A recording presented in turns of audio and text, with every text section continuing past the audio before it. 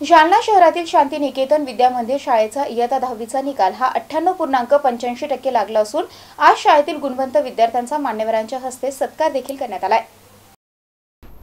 समर्थ शिक्षण प्रसारक मंडळ जालना संचलित शांतिनिकेतन विद्यामंदिर माध्यमिक शाळा संभाजीनगर येथील इयत्ता 10वीचा निकाल 98.85% इतका लागलाय।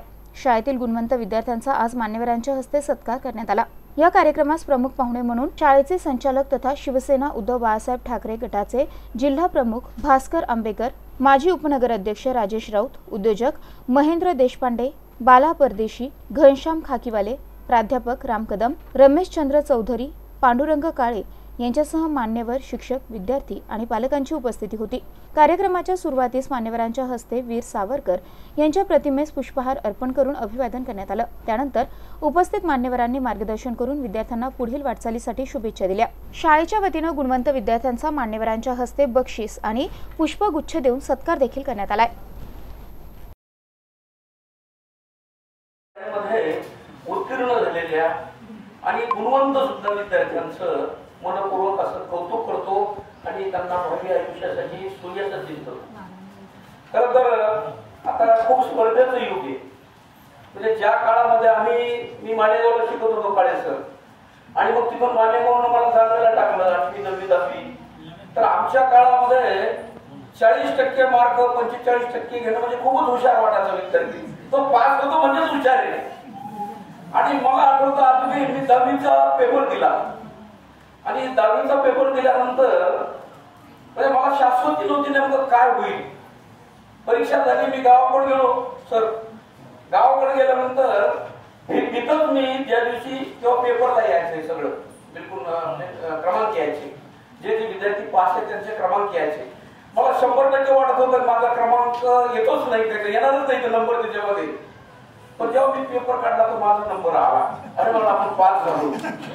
तर पास होण्याचा जो आनंद होता त्या काळामध्ये, तर खरं तर म्हणजे इतक्या वर्षानंतर मी आज बोलू शकतो की जे विद्यार्थी आज फक्त पास नाही चांगल्या गुणांनी पास झाले अशांना किती आनंद असेल। तो आनंद फक्त विद्यार्थ्याला आहे का? तो आनंद त्याच्या पालकाला आहे।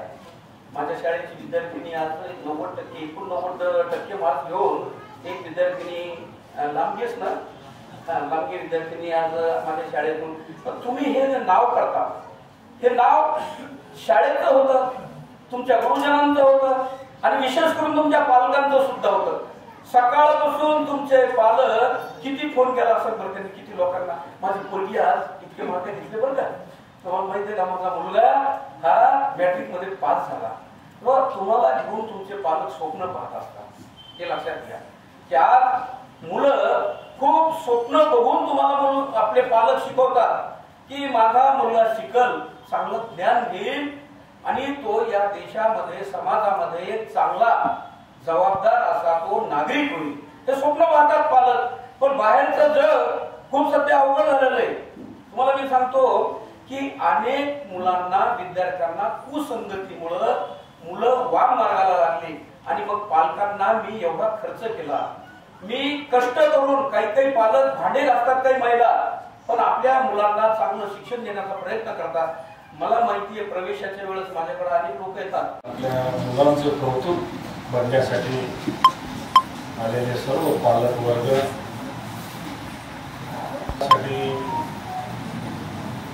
ज्या शिक्षकांनी या ठिकाणी अतिशय परिश्रम करून आपल्या या शांतिनिकेतन शाळेचा निकाल 100% लावला, त्याबद्दल सर्व शिक्षकांचे मी मनपूर्वक त्या ठिकाणी आभार।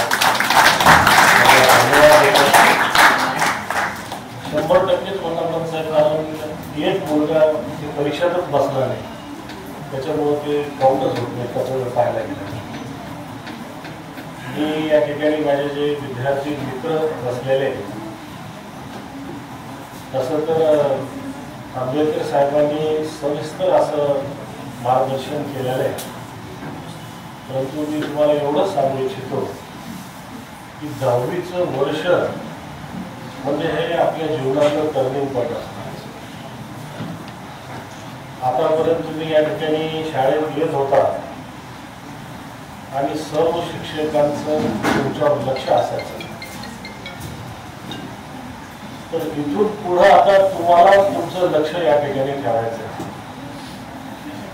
कारण आता हा 11वीचा वर्ग 12वीचा म्हणजे महाविद्यालयीन तुम्ही या ठिकाणी प्रवेश करणार आणि 11वी 12वी म्हणलं तर आपल्याला माहिती आहे की कुठला पिरियड आपल्याला या ठिकाणी करायचा, कुठला पिरियड नाही करायचा. आणि आता आपल्या सर्वांना माहिती आहे की नीट असं आपल्याला या ठिकाणी आता देणं खूप आवश्यक आहे. आपल्याला या ठिकाणी करणं खूप गरजेचं आहे. त्यामुळे चांगली काउन्सिलरकडे आपल्या मुलांची काउन्सिल करून त्याला कुठल्या क्षेत्रामध्ये या ठिकाणी वाव आहे. आता असे बरेचसे क्षेत्र आहेत, इंजिनियर असेल, डॉक्टर असेल किंवा मग महसूल खात्याचे पद असेल. साहेबांनी सांगितलं त्याप्रमाणे PSI पासून तर IPS असेल, IAS असेल.